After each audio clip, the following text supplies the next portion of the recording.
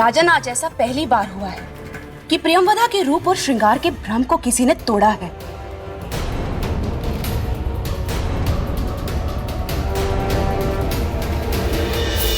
अद्भुत देवी, ये एक सच्चे पुरुष का ही चरित्र था जिसे कोई अन्य स्त्री छू भी नहीं सकी। सत्य कहा आपने राजन। परीक्षा मनुष्य के भीतर छुपी योग्यता को बाहर ले आती है। कुछ ऐसा ही हुआ सम्राट विक्रमादित्य के साथ। उस प्रियंवदा की परीक्षा सम्राट विक्रमादित्य के चरित्र के गुण को बाहर ले आई और वे उस परीक्षा में सफल भी हुए। देवी, मुझे बार बार ऐसा क्यों लग रहा है कि आप मेरी परीक्षा ले रहे हैं? मान लीजिए यदि ऐसा ही हुआ तो आप परीक्षा में हो जाएंगे असफल, क्योंकि आप कोई मेरे मित्र विक्रमादित्य की तरह महान थोड़े हैं। राजन, क्यों अपने बने बनाए सम्मान को धूमिल कर रहे हैं? आप कह दीजिए कि आपने हार मान ली है और अब आप उज्जैनी लौट जाएंगे। हाँ राजन, आपका प्रश्न ये था कि कहीं ऐसा तो नहीं है कि मैं आपकी परीक्षा ले रही हूँ। मेरा जवाब ये है कि मान लीजिए यदि ऐसा ही है तो मैं इतना कहूंगा कि केवल रूप चरित्र की कसौटी नहीं होती, श्रृंगार से प्रेम नहीं होता। श्रृंगार से व्यक्ति केवल आकर्षित होता है और आकर्षण प्रेम का प्रथम अध्याय। तो कहने का अर्थ ये है कि सम्राट विक्रमादित्य आकर्षित हो चुके थे उस प्रियंवदा पर? नहीं, परंतु प्रियंवदा के प्रेम निवेदन में असफल होने के कारण उनकी परीक्षा और भी कठिन होने वाली थी, क्योंकि प्रेम में असफल प्राणी किसी भी सीमा को पार कर सकता है। सत्य कहा राजन आपने। हमें शीघ्र ही इस लोक से बाहर निकलना होगा, परंतु बाहर जाने का रास्ता दिख नहीं रहा है।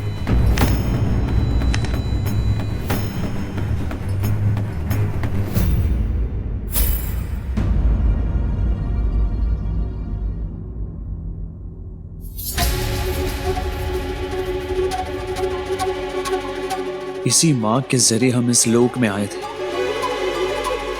यही मार्ग हमें पृथ्वी लोक ले जाएगा।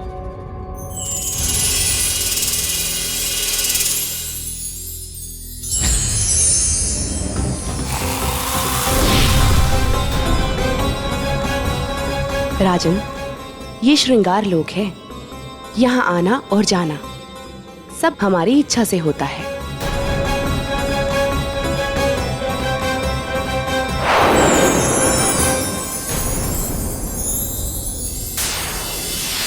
ये काम वासना का बाण है। ये आपके हृदय से आपके धर्म और चरित्र के कवच को समाप्त कर देगा और इसके बाद आप हमसे बेहिचक प्रेम कर सकेंगे।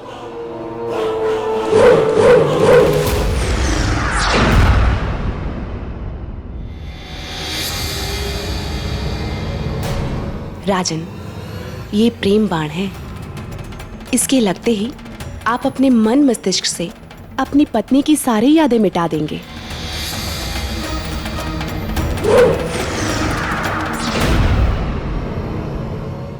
राजन, ये सम्मोहन बाण है। इसके लगते ही आप अपने राज्य, अपनी पत्नी, अपना प्रेम और अपना चरित्र सब भूल जाएंगे और आपको याद रहेगी तो केवल प्रियंवदा।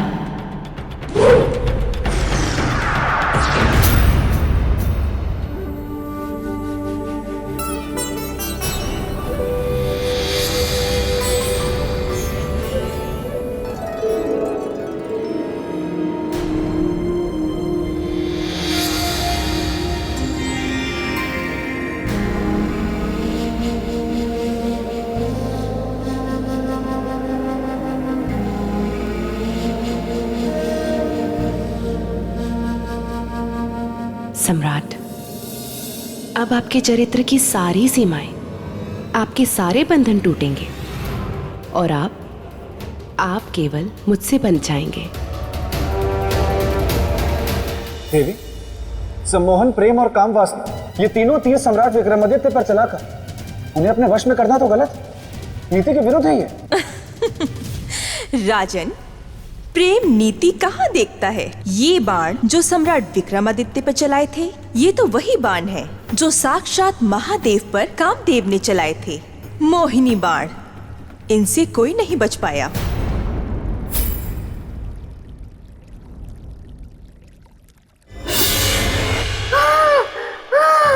देवी की जय हो। देवी देवी, आप अनुमति दे तो आगे की कथा मैं सुना दूं? ठीक है, सुनाइए। धन्यवाद देवी। हाँ तो राजन, हुआ यूं कि एक बार मेरे मित्र विक्रमादित्य जब सो रहे थे तो उनकी नाक पर आकर एक मक्खी बैठ गई। बेताल, क्षमा देवी क्षमा, मैं भावनाओं में बह गया, इसीलिए ये कह गया। अब नहीं कहूंगा।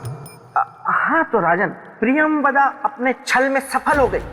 उसने सारे तीर मेरे मित्र पर चला दिए और ऐसा लगा कि उन तीरों का असर मेरे मित्र पर हो गया है।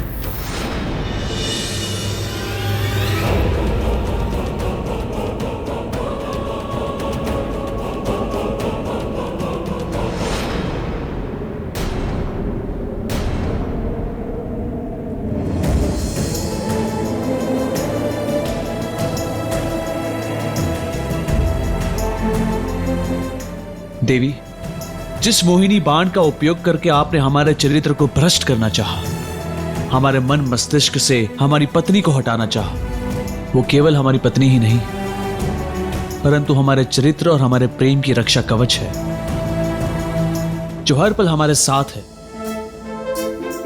अगर आपको यकीन नहीं आता तो अपनी दृष्टि घुमाएं और देख लीजिए।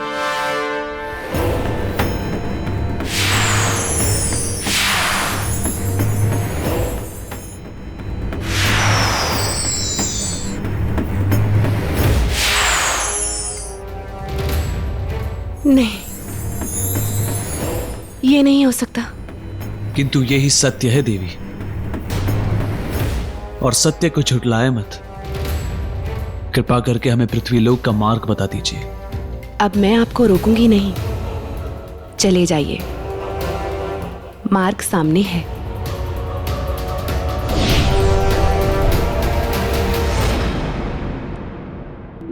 किंतु जाने से पहले मैं आपको एक सत्य अवश्य कहूंगी। कहिए। आपके चरित्र के सामने मेरा रूप हार गया राजन। जाइए, चले जाइए।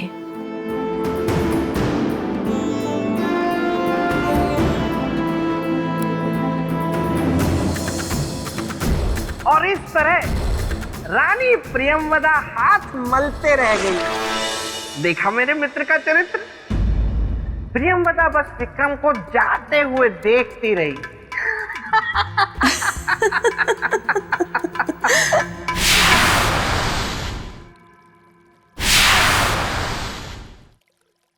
रूप की रानी प्रियंवदा और इतनी विवश। अब यही तो विडंबना थी राजन। देखिए ना, ये है कामदेव के 3 अपराजित तीर, श्रृंगार, प्रेम और काम, जो सम्राट विक्रमादित्य के महान चरित्र के आगे पराजित हो गए। और रानी प्रियंवदा परेशान।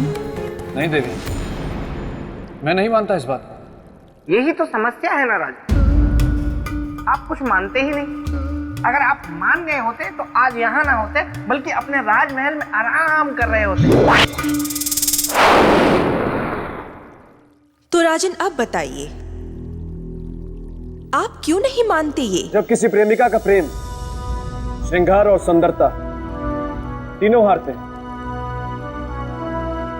तब वो एक चोट खाई नागिन बन जाते हैं और बदले के मार्ग को चुनते हैं, छल को अपना अस्त्र बनाते हैं। क्योंकि कोई भी स्त्री अपने व्यक्तित्व और अस्तित्व को अनदेखा होते हुए नहीं देख सकती है देवी। मतलब रूप की रानी प्रियंवदा ने सम्राट विक्रमादित्य के साथ छल किया होगा। बिल्कुल ऐसा ही किया रानी प्रियंवदा ने। अब अवसर पाकर वो सम्राट विक्रमादित्य की अनुपस्थिति में उज्जैनी जा पहुंची। तो ये है चक्रवर्ती सम्राट विक्रमादित्य के धर्म, न्याय और चरित्र की नगरी उज्जैनी, जहां उनके धर्म और चरित्र की गूंज सदा गूंजती रहती है। किंतु विक्रमादित्य, मैं तुम्हारी इसी नगरी उज्जैनी में तुम्हारे पाक साफ दामन पर दाग लगाऊंगी और लोगों को बताऊंगी कि तुम क्या हो। देवी, मैं जिज्ञासु हूं ये जानने के लिए कि आगे क्या हुआ। उस प्रेमवदा ने ऐसा रूप धरा कि उस रूप की रोशनी ने सब कुछ हला।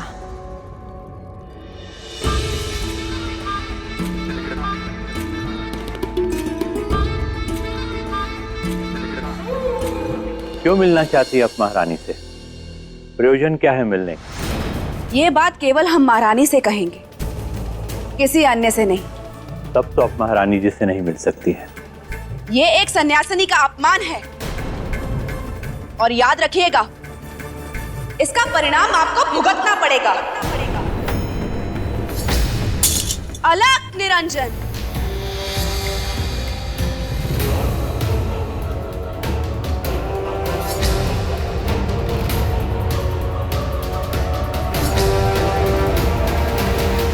आचार्य जी, क्या बात है?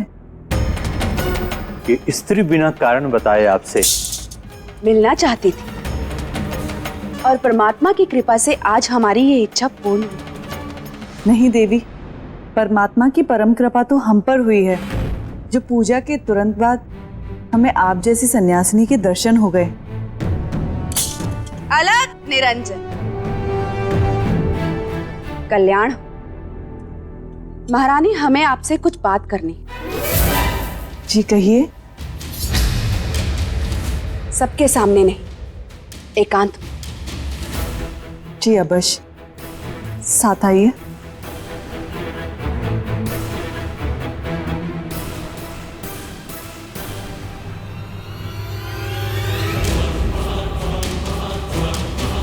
राहु काल में एक अपरिचित इंसान का महल में प्रवेश। हे परमात्मा, रक्षा करना। मैं ढूंढ रही थी उसको, सौंप सकूं जीवन का फल जिसको। मिली मुझे वो, सती सावित्री आज मिली वो। अलग निरंजन, परम पिता परमेश्वर। देवी, हम कुछ समझ नहीं पा रहे हैं। महारानी, हम अपने तप के फल को देने के लिए एक सती सावित्री स्त्री को ढूंढ रहे थे,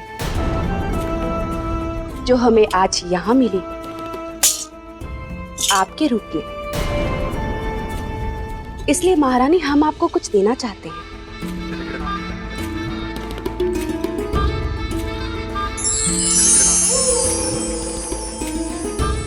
महारानी, हमारे तप के इस फल को ग्रहण कीजिए। इससे आपकी सुंदरता कभी कम नहीं होगी और आपके यौवन पर बुढ़ापे की छाया कभी नहीं पड़ेगी। लीजिए। ये तो हमारा सौभाग्य है कि आपने हमें इस योग्य समझा, किंतु क्षमा कीजिएगा, हम आपके इस तप के फल को स्वीकार नहीं कर सकते। क्या कहा? स्वीकार नहीं कर सकते? जी। इस ना का अर्थ जानती हो मूर्ख? एक साध्वी के निरादर के साथ साथ उसके जीवन और उसके तप को भी व्यर्थ करना, और हम ऐसा नहीं होने देंगे। आपको हमारे तप का फल लेना ही होगा। लीजिए।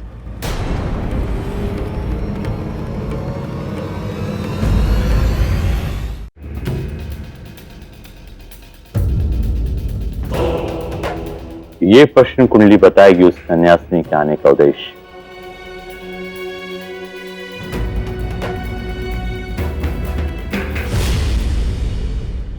ये क्या छल की रचना है? उसके आने का उद्देश्य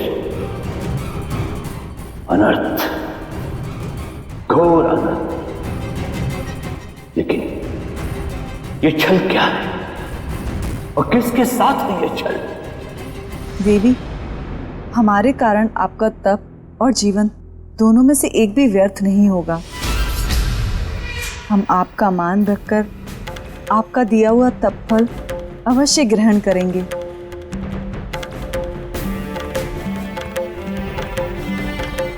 क्या बात है देवी, आपकी आंखों में आंसू? कुछ नहीं। कुछ तो है, बताइए ना।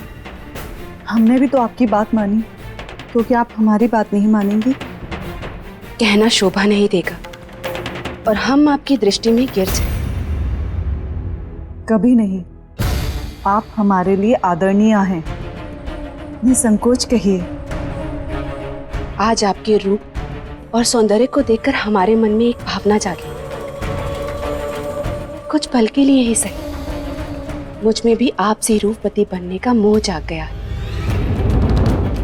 कृपया कुछ पल के लिए आप अपना सौंदर्य मुझे देंगी। किंतु ये कैसे संभव हो सकता है देवी?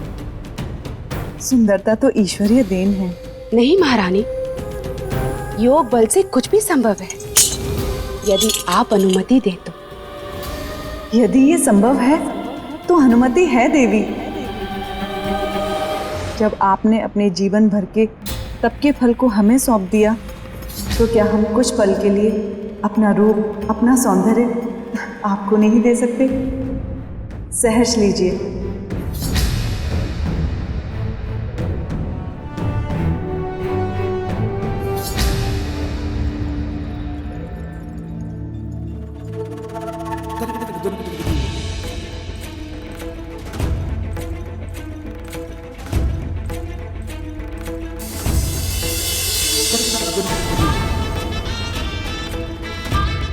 सम्राट विक्रमादित्य, अब देखिए आप अपने चरित्र के बल का हरण। समाप्त हो जाएगी आपकी शक्ति आज से।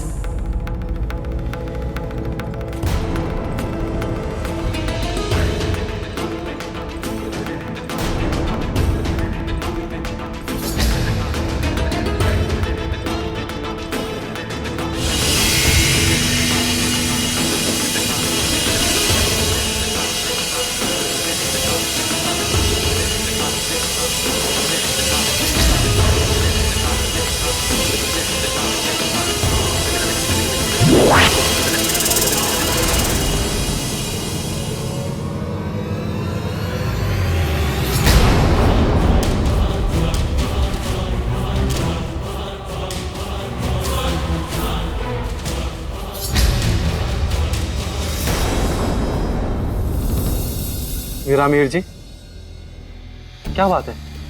मुझे अचानक बुलाने का कारण? सब कुशल तो है ना? नहीं सेनापति, आज महारानी से मिलने एक सन्यासिनी आई है। ये तो शुभ ही हो गया। साधु सन्यासी का सत्संग तो सद्गुण का संकेत। परंतु वो सन्यासिनी सच्ची सन्यासिनी नहीं है। यदि ऐसी बात है तो हम चलकर उसे पकड़ लेते हैं। यही तो समस्या है सेनापति, इस संदेह के बाद भी हम उसे पकड़ नहीं सकते। क्यों नहीं पकड़ सकते?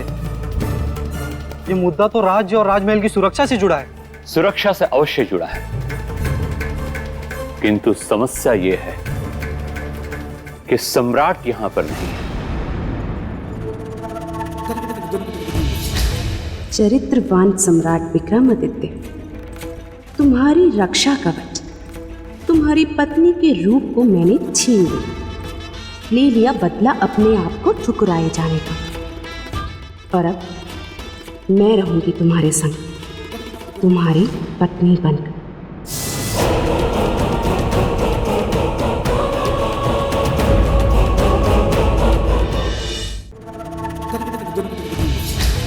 चरित्रवान सम्राट विक्रमादित्य, तुम्हारी रक्षा कवच, तुम्हारी पत्नी के रूप को मैंने छीन लिया, ले लिया बदला अपने आप को ठुकराए जाने का। और अब मैं रहूंगी तुम्हारे संग, तुम्हारी पत्नी बनकर।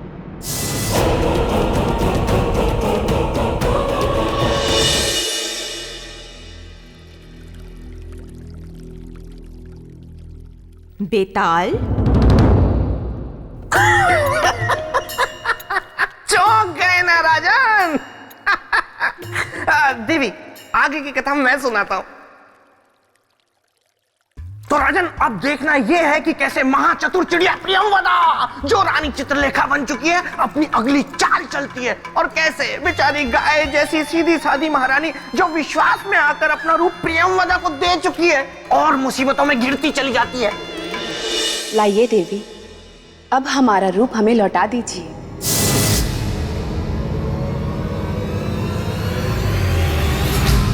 रूप और वापस? सन्यासिनी, हमने तुमसे ये रूप तुम्हें वापस करने के लिए नहीं लिया है, बल्कि तुम्हें वन वापस भेजने के लिए लिया है। जाओ, अब चली जाओ यहां से, अभी और अविलंब। देखिए देवी, ये हंसी मजाक का समय नहीं है। आपने कुछ क्षण के लिए हमारा रूप लिया था। लाइए, हमारा रूप हमें लौटा दीजिए।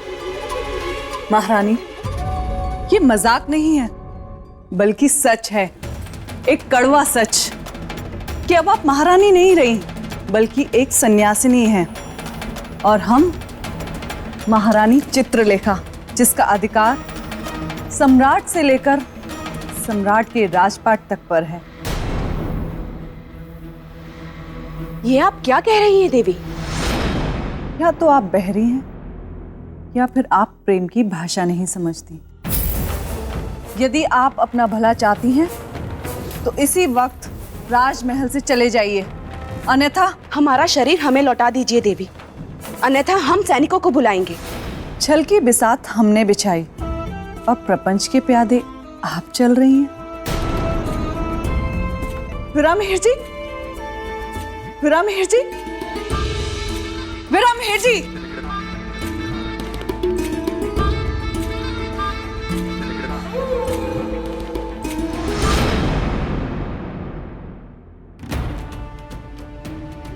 हम नहीं जानते थे हम इतने बड़े छल के शिकार बन जाएंगे, परंतु हम इस छली और प्रपंची के सामने घुटने नहीं टेकेंगे। हम उससे अपना रूप वापस लेकर रहेंगे। सैनिकों, विरामहेर जी, सैनिकों, कहाँ गए सब? क्या हुआ महारानी?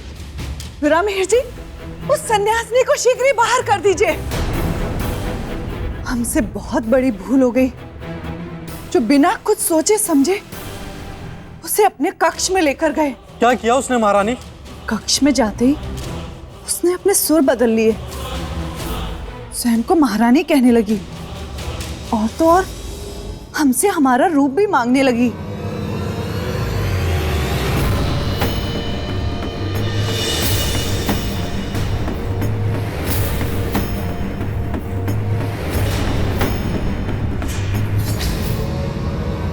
हमें हमारा रूप वापस दे घातिनी, अन्यथा हम तुम्हें जीवित नहीं छोड़ेंगे। राजदंड देंगे तुम्हें। सैनिकों, बंदी बना लो इसे।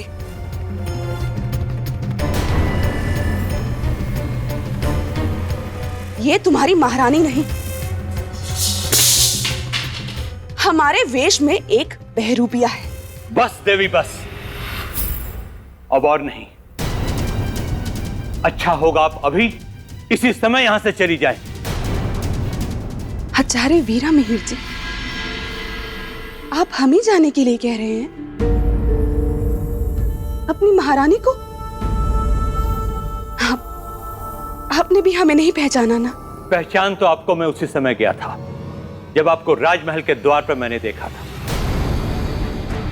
आप कोई सन्यासिनी नहीं, एक छलिया है, एक घातिनी है। यह सत्य नहीं है आचार्य, आप धोखा खा रहे हैं। हम आपकी महारानी हैं, महारानी चित्रलेखा। इससे पहले कि महारानी से छल करने का अपराध में आपको कारावास में डाल दिया जाए, आप यहां से चली जाएं। किसी स्त्री का अपमान हमारे राज्य का संस्कार नहीं। हमें बाध्य मत कीजिए संस्कार की लकीर को लांघने पर।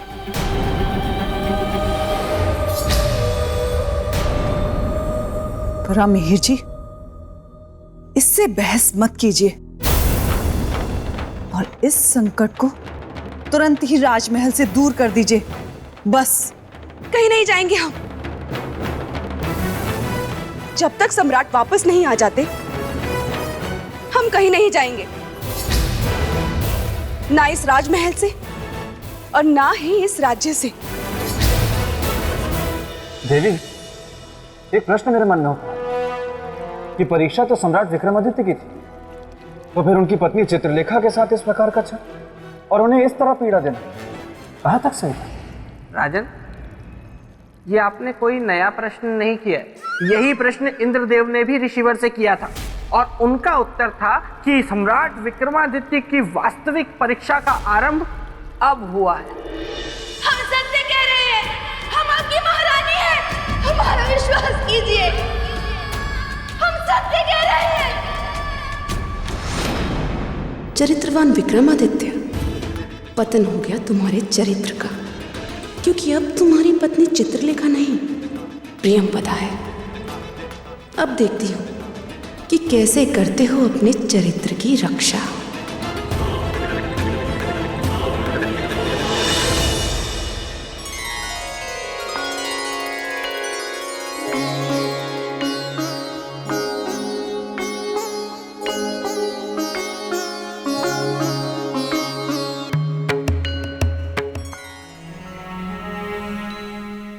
महारानी, वर्षों से जैसे आपने परंपरा बना ली हो, क्या?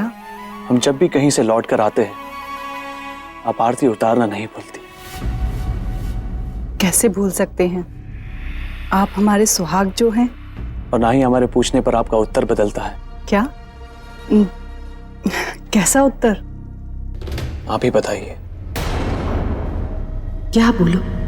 मुझे तो पता ही नहीं कि क्या बोलती थी चित्रलेखा। क्या हुआ? आप अपने संवाद भूल गई? नहीं नहीं सम्राट, हमें तो अच्छी तरह से याद है। बस हम तो यूं ही आपकी प्रेम की परीक्षा और आपकी स्मरण शक्ति की परीक्षा ले रहे थे। अब आप हमारे उत्तर को दोहराएं तो जाने। यदि हमारी प्रेम की कसौटी आपको उत्तर देना है तो सुनिए। आप हमेशा हमसे एक बात कहती है, हम आपकी आरती नहीं नजर उतार रही है। तो गलत थोड़ी कहते थे।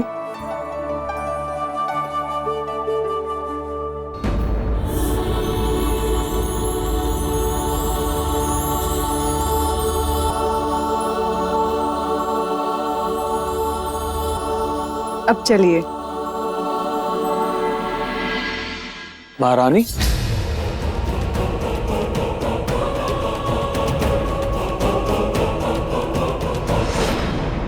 क्या? अब क्या हुआ? कुछ भूल रही हैं आप? क्या बोल रही? कहीं ऐसा ना हो कि मेरा भेद खुल जाए। चित्रलेखा को राज्य से बाहर निकालने से पहले मुझे उससे सब रीति रस्मों को पूछ लेना चाहिए था कि वह क्या क्या करती थी और कैसे कैसे करती थी। भारी भूल हो गई।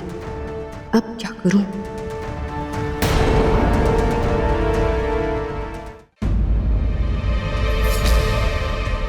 क्या सोच रही हो? सोच नहीं रहे थे, हम तो याद कर रहे थे कि हम क्या भूल रहे हैं। कुछ भी नहीं, हम तो बस आपको छेड़ रहे थे और आप है कि इतनी गंभीर हो गई। चले? फिर दोबारा ऐसा मजाक मत कीजिएगा। आपके इस मजाक ने तो हमारे प्राण ही सुखा दिए। अच्छा, अब चलिए।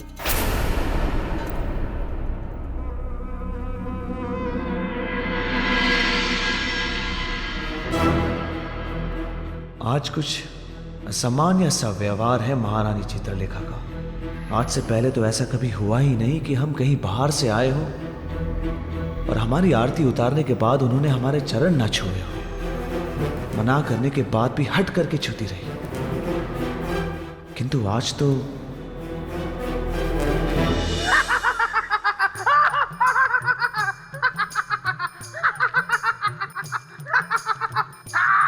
बेताल, ये क्या नया नाट्य प्रदर्शन है? नाट्य प्रदर्शन नहीं है देवी, ये तो खुशी से मेरी छाती फूल गई है, मेरा सीना चौड़ा हो गया है, क्योंकि मेरे मित्र विक्रमादित्य पर मुझे गर्व है। बताइए राजन, अगर मेरे मित्र की जगह आप होते तो क्या आप पता लगा पाते कि कुछ गड़बड़ है? नहीं नहीं नहीं नहीं, उत्तर मत दीजिए, उत्तर मुझे पता है। इसीलिए मैं आपको समझा रहा हूँ कि हट छोड़ दीजिए और झट से वापस चलिए, क्योंकि ये सिंहासन आपके हाथ कभी नहीं आने वाला।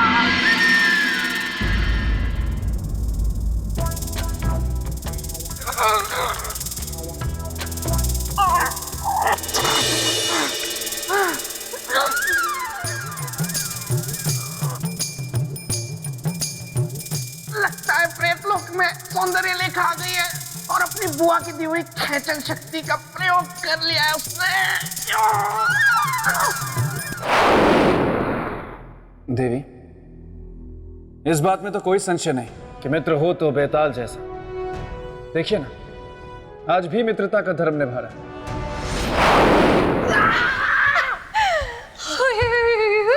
ये क्या तरीका है बेतालनी? मैं वहां पर अपने मित्र की चरित्र की कथा सुनने में लीन था और तुमने मुझे यहाँ खींच लिया। क्योंकि मैं हूँ सौंदर्य लेखा, मैंने तुमको यहाँ नहीं देखा, इसलिए तुम्हें लाया खींच। आओ करे प्रेम की बातचीत। हाँ, वाह वाह, अच्छा किया, बहुत अच्छा किया सौंदर्य लेखा जो तुम यहाँ खुद आ गई, वरना मैं ही तुम्हें बुलाने वाला था। सच? क्या तुम्हारे मन में मेरी यादों के रसगुल्ले पक रहे थे जो तुम मेरी राह से तक रहे थे? नहीं नहीं, मैं तो तुम्हें ये बताने के लिए यहाँ बुला रहा था कि मैंने विवाह करने का इरादा कर लिया है। सच? हाँ, और तो और विवाह के पश्चात मैं घर बेताल बन के अपने ससुराल में ही रहने वाला हूँ। अब ये पूछोगी नहीं कि वो बेतालनी कौन है? उसमें पूछना क्या है?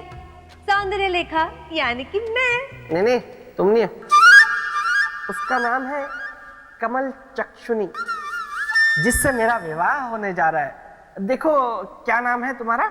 सौंदर्य लेखा। हाँ, सौंदर्य लेखा। मुझे पता है तुम्हारा दिल टूटा होगा, लेकिन मैं क्या करूं? अब तुम ऐसा करो कि सबसे पहले यहाँ आना बंद करो, क्योंकि कल ही मैं यहाँ से अपना ये पेड़ और बाकी सब सामान बटोर के यहाँ से हमेशा के लिए चला जाऊंगा।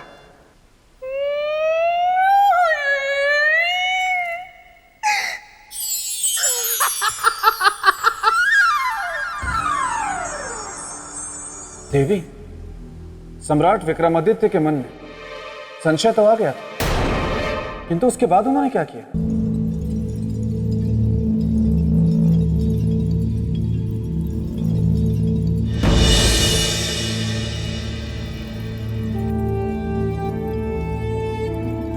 क्या बात है महारानी, आज आपका मन बड़ा शांत लग रहा है। लगेगा नहीं? जब एक स्त्री के पति को आज का विशेष दिन भी याद ना रहे तो भला उसका चित्त शांत कैसे रहेगा? ऐसा कौन सा विशेष दिन है आज? वसंत ऋतु का पहला दिन, एक स्त्री के जीवन का सबसे महत्वपूर्ण दिन, जिस दिन एक पत्नी का मन कभी मयूर बन अपने पति के साथ नाचने का होता है तो कभी हिरनी के समान कुलांचे भरते हुए भागने का होता है।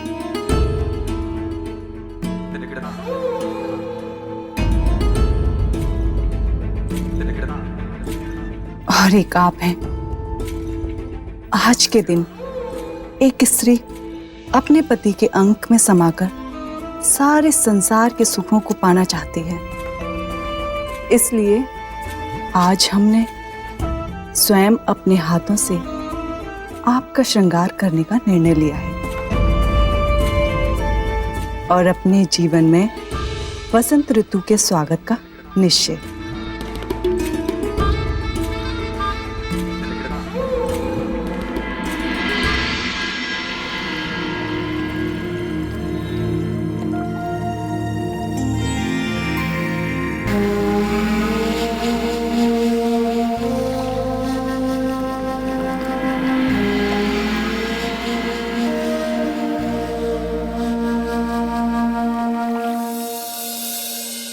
मैं अपने उद्देश्य में सफल हो गई विक्रमादित्य। जिस प्रेम को तुमने कल ठुकराया था, आज उसी प्रेम ने तुमको पाया है। अब जीते रहोगे अपनी चित्रलेखा के भ्रम में, और जिस दिन भ्रम टूटेगा तुम चरित्र के पर्वत की ऊंचाई से बहुत नीचे गहरी खाई में गिर चुके होंगे। ये है एक सुंदर स्त्री के प्रेम निवेदन को ठुकराने का बदला।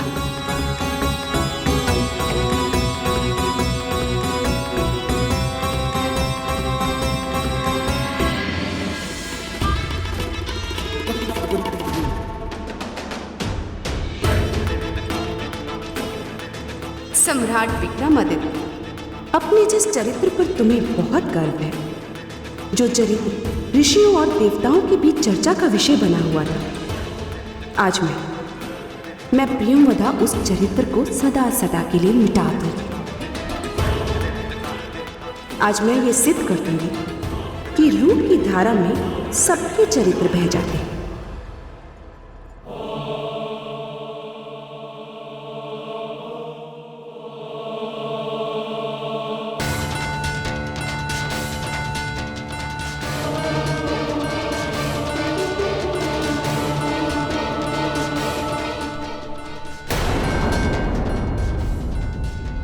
ऐसा क्यों लग रहा है कि ये महारानी चित्रलेखा नहीं, कोई और है?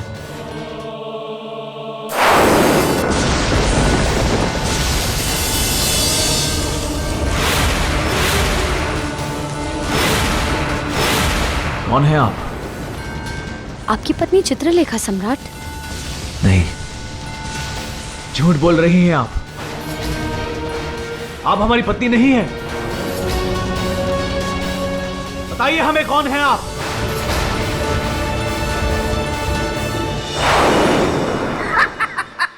देखा राजन, बड़ी आई मेरे मित्र को उल्लू बनाने चली थी, जबकि खुद के तोते उड़ गए। शांत रहिए बेताल। तो राजन, क्या किसी मनुष्य के चरित्र में इतनी शक्ति होती है कि वो एक स्त्री के रूप के सामने अड़िग रहे? देवी, जिसकी आत्मा जितनी पवित्र, निर्मल और साफ होती है, उसका चरित्र उतना ही अडिग होता है। तो सम्राट विक्रमादित्य को ये कैसे पता चला कि वो उनकी पत्नी नहीं थी? बहुत ही खतरनाक प्रश्न है ये, लेकिन मैं विक्रमादित्य का मित्र हूं, इसीलिए मुझे पता है। आप कहिए कि उसकी पत्नी केवड़े का इत्र लगाती थी। किसका? केवड़े का। और प्रियंवदा ने गुलाब का इत्र लगाया हुआ था, इसीलिए विक्रमादित्य जान गए कि वो उनकी पत्नी नहीं है। यदि आप दोनों की आपसी बातचीत समाप्त हो गई हो, तो राजन, क्या है आपका उत्तर? हाँ हाँ, जरूर।